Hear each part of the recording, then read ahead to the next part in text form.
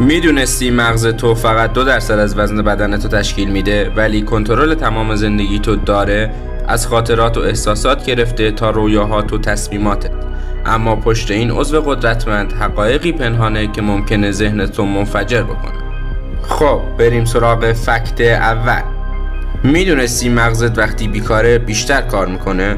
عجیبه نه؟ وقتی نشستی و به دیوار خیره شدی یا تو فکر غرق شدی، مغزت از همیشه فعالتره. این حالتو بهش میگن دیفولت مود نتورک، یه سیستم پنهانی که موقع بیکاری روشن میشه تا ذهن خلاق باشه، خاطرات رو مرور کنه و آیندت رو تصور کنه.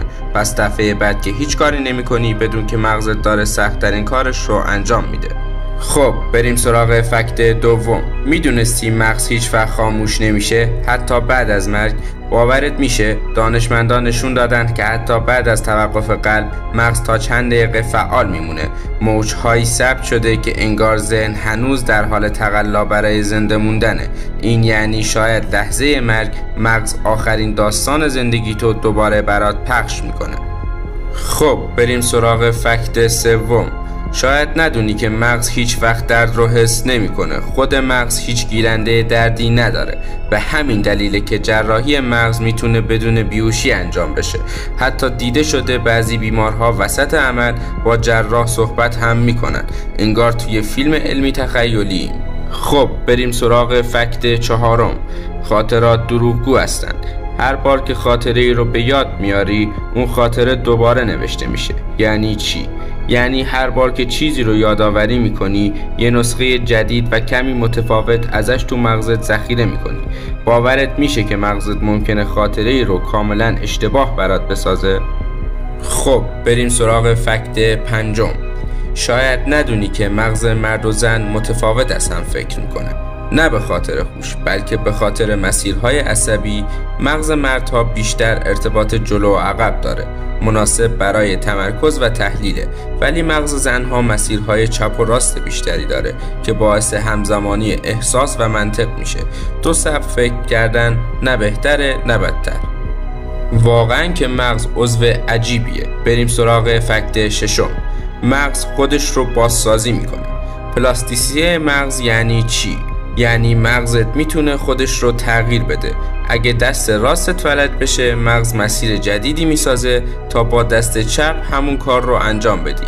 مثل ساختن جاده تو دل کوه میمونه. احتمالاً حقیقت هفتم رو باور نمی کنی. مغزت به راحتی فریب میخوره. اثر دارون یا پلاسبو، یعنی مغزت باور میکنه یه قرص بی اثر واقعا درمان کننده است و بعد بدن واقعا بهتر میشه. یعنی قدرت باور میتونه واقعیت فیزیکی بسازه، هم ترسناکه هم خارق‌العاده. خب بریم سراغ فکت هشتم. شاید شنیده باشی که ما انسان‌ها فقط از 10% مغزمون استفاده می‌کنیم، اما این فقط یک دروغ بزرگه.